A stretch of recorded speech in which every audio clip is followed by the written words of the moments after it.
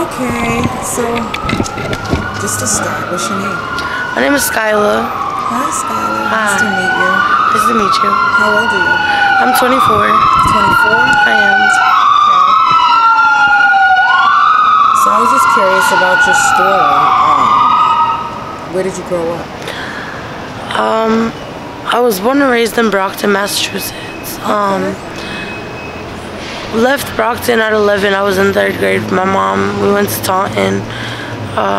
And then I was in the system when I was 16. I left this. I signed myself out of the system at 18. What made you leave home so early? Dad not being there. Dad not being there. Okay. My mom. We didn't get along. Sorry. It's okay. Me and mom just didn't click at the time, you know. We'd get into fights, it'd be, oh, you're just like your dad. Stuff would just always get thrown in my face. So, you know, I just kind of left. I was very, I mean, she was 15. She had me at 15.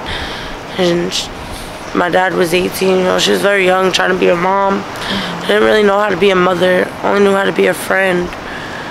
And I was very rebellious, very disrespectful. I didn't go to school. I'd skip school. I'd just trouble child, basically. So when I went into the system, you know, everything kind of changed. I begged and pleaded to come home, and she wouldn't let me. I kind of burnt all my bridges with my family at this point, due to being an addict and due to, you know, stealing, lying, you know. At this point, if I even was to really go into a program and get help, the only one that would take me in is my father. But me and him are too much alike. I can't be with him neither. Like, you know what I mean? Everybody has the issues. He's a narcissist, I believe. Is he an addict? He's an ex-addict. One of his biggest problems with me was the alcohol. He still drinks till this day, so I don't talk to him. I mean, the other day he called me. He said some really hurtful, rude things I don't think any father would ever say to their daughter. Basically, I took it as if he was saying that he disowns me as his child. That's how I took everything he was saying. But I don't know. Well, it's important, you know, your life means something. It does. It does. And you know, I didn't give up hope or faith, but you know, I have given up on myself a lot. I do things that, you know, are degrading, that I don't think I'd ever do if I wasn't homeless. So like if I had my own place, I don't think I'd do a lot of the things that I do. So what's your drug of choice? Crack cocaine, marijuana, alcohol, and cigarettes. I have done dope. I don't have a habit, thank the Lord. I pray every day that I don't catch a habit from dope. The only time I really do touch dope is, you know, I have mental illness. I have PTSD, anxiety, depression, bipolar. So the only time I really do touch dope is when I'm suicidal and I want to OD. So you went suicidal too? Oh yeah, I went to BMC like a month ago and tried to get some help, and they discharged me the same day that I tried to check myself. Boston Medical Center. Boston Medical Center. They basically turned me down, so it's like I don't ask nobody for help. I don't want help. I don't ask nobody. I'm just kind of trying to figure it out on my own. Were you living out here when they decided to move everybody? On Atkinson, I was not. Oh, okay. So where are you going?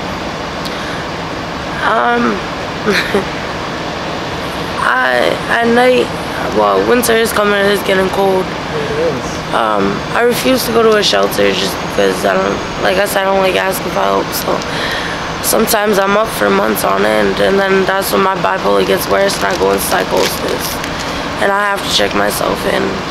Yeah, with drug addiction, a lot of times you need help. Sometimes you can't do it all on your own. Yeah. Everybody's different.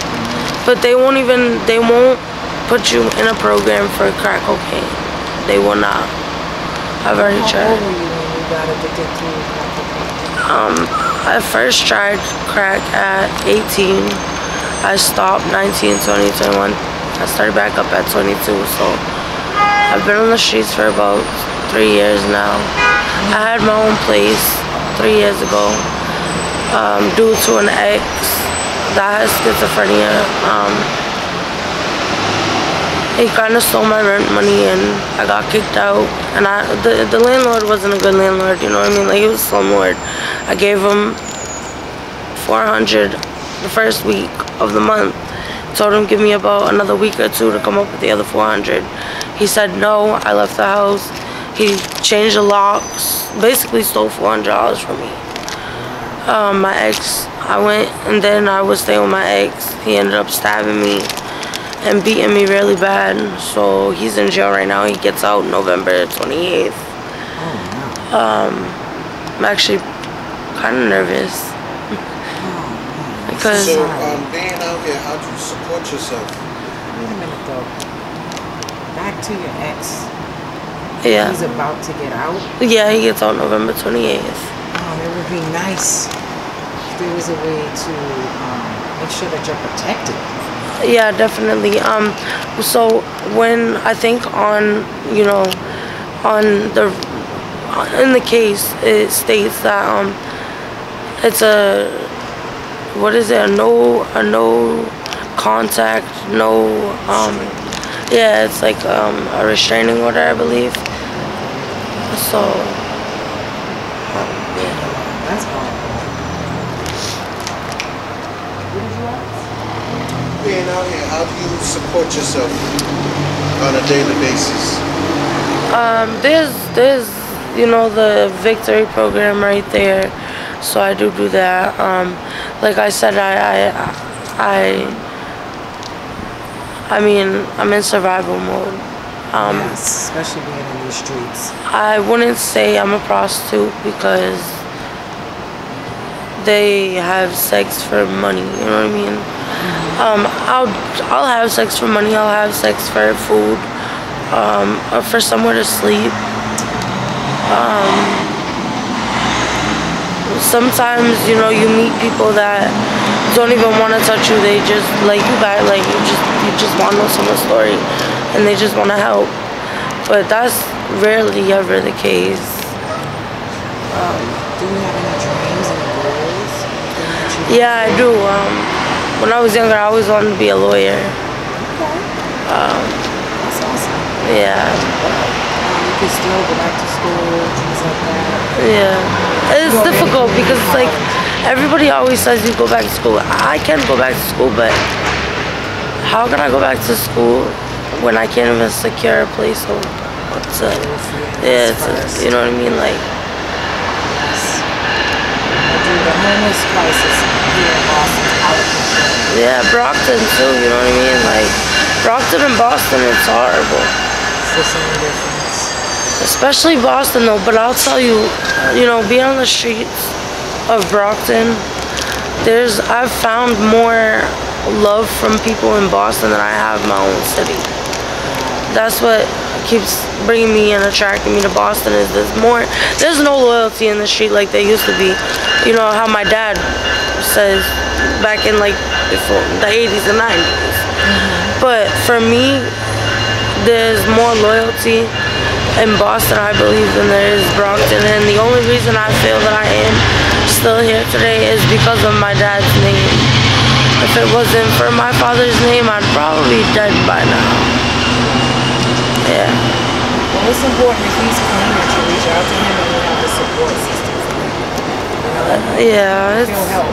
Yeah. You should definitely reach out. I think he wants to help, he just doesn't know how to help because he's still trying to help himself. Yes. So.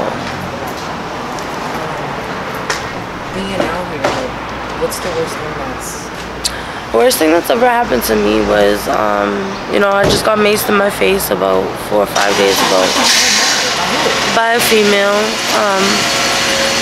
But that wasn't even the worst. The worst I think that's happened was I was beat with a metal baseball bat and it broke my arm.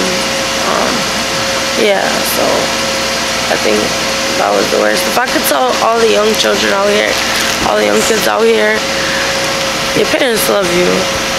And if anything, just stay in school and say no to drugs. Because this is no life for anybody.